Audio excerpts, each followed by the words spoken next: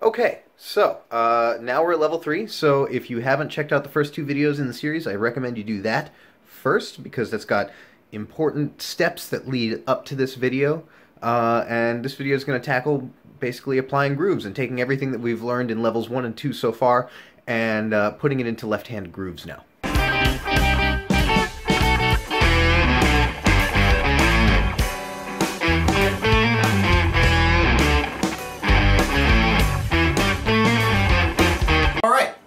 If you made it this far, congratulations. This is tough. The last step, level 3, is kind of taking the same skill, but now we're going to add more rhythmic variance to our left hand. And we're going to start putting in some groove, right? So it's the same right hand concepts. The funny part about this stuff is that, the right hand stuff is pretty much the same all the time. If they're not fluency checks, then we're just doing this rhythmic exercise. And again, I'm just showing eighth notes and quarter notes right now for the sake of brevity. But just as I did in the beginning of this video, you have all of these rhythms that you can try out with. And every rhythm that you learn is one more for your brain to catalog. So here we are at step 3, and we're going to start adding some rhythm into our left hand. So the first step is to get used to some of these grooves, right? And in my exercises I've provided 3 different grooves for you to try, I encourage you to come up with as many more as you possibly can. The first groove is one that I play over I Shot the Sheriff.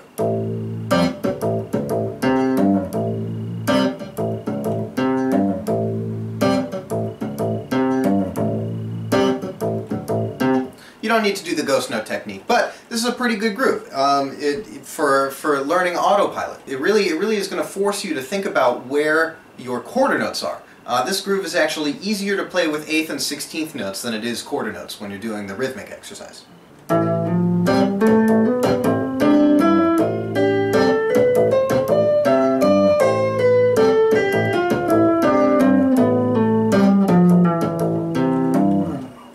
And with 8th notes.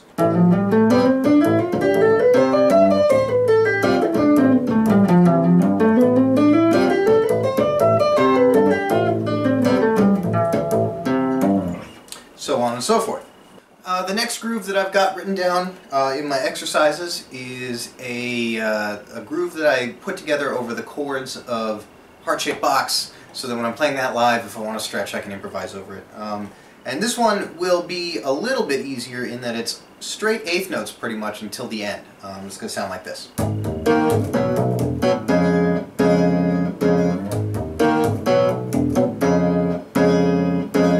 And that chordal thing at the end goes back to, the rhythm of that goes back to the dotted quarter note thing that I did at the beginning, but because you're not doing some crazy movement, you're just kind of pressing it down, it's actually easier than it seems. The scale I'm going to be using over this groove is actually the E-flat minor scale, and that's going to sound like this.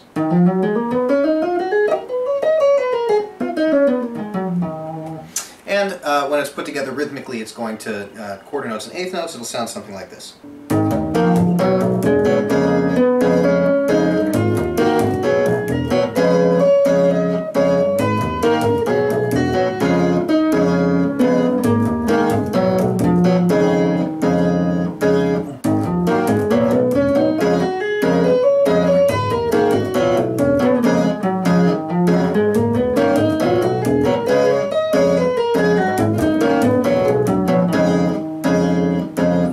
And the nice thing about something that's so 8th note heavy in the right hand is that it really gives you a solid grid to play over, similar to the steady pattern of the quarter notes, right? The tricky part of this is moving the hand around and keeping the rhythm solid.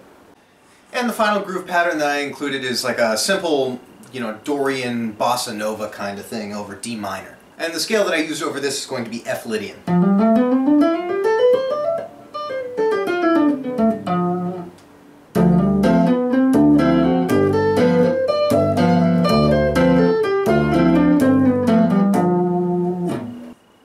Now, when you do a fluency check for each one of these, congratulations, you're playing some Autopilot grooves.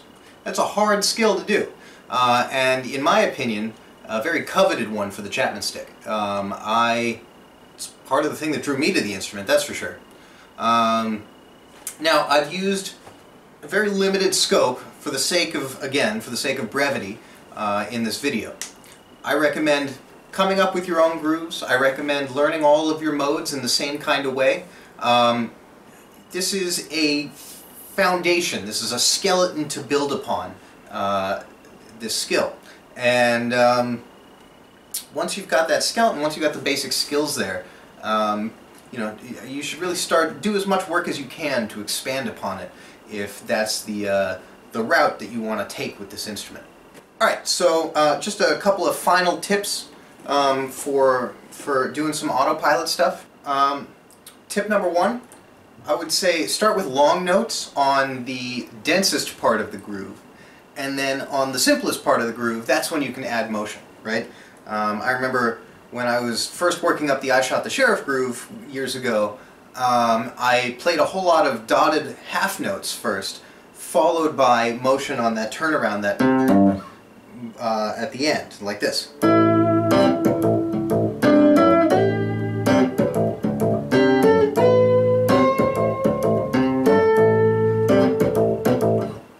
Tip two, play in rhythmic unison with the groove. It might feel like cheating, but it actually sounds pretty cool, and it's not cheating, it's just another way to get the job done, right? And it helps you to not mess up.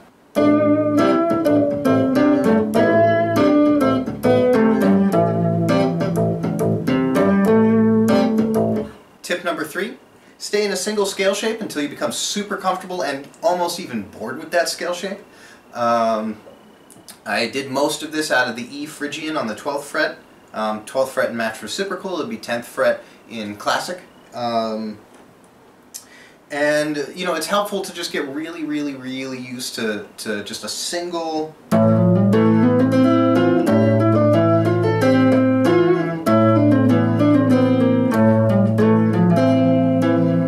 and then once you get really kind of super comfortable and bored with that, then start branching out.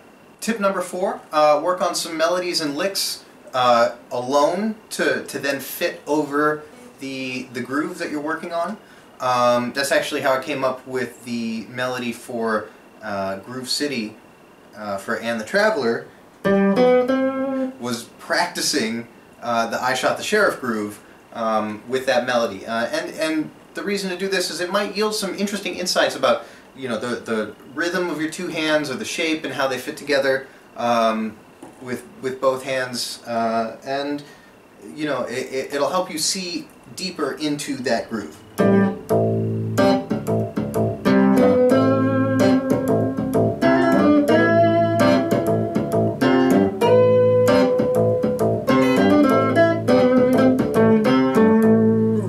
Tip number five, a bit more advanced tip, is to try out arpeggios of each chord change and try and fit those into your chord changes, because that will really help you see the consonant notes a little bit stronger as you switch chords. So I'm going to do the I Shot the Sheriff groove from A minor up to D minor, and you'll see what I mean.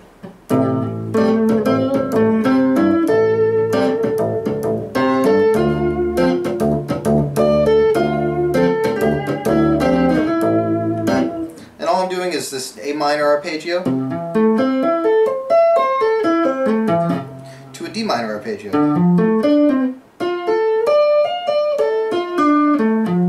or at least that's what I'm thinking. I'm trying to pull notes from those as I switch chords. And finally, I know I've talked a lot about just kind of go, pedaling with the right hand, or pedaling with the left hand, and just steady rhythmic stuff in the right hand. Rests are important, man. Work those in, you know.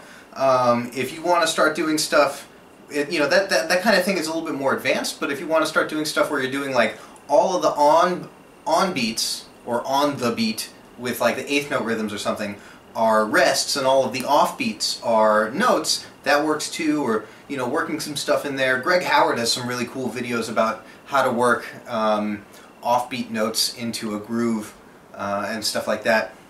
So with that, try these out, check out my Patreon page, check out the exercises. Hope this helps, and good luck. It's a hard skill. Keep exploring.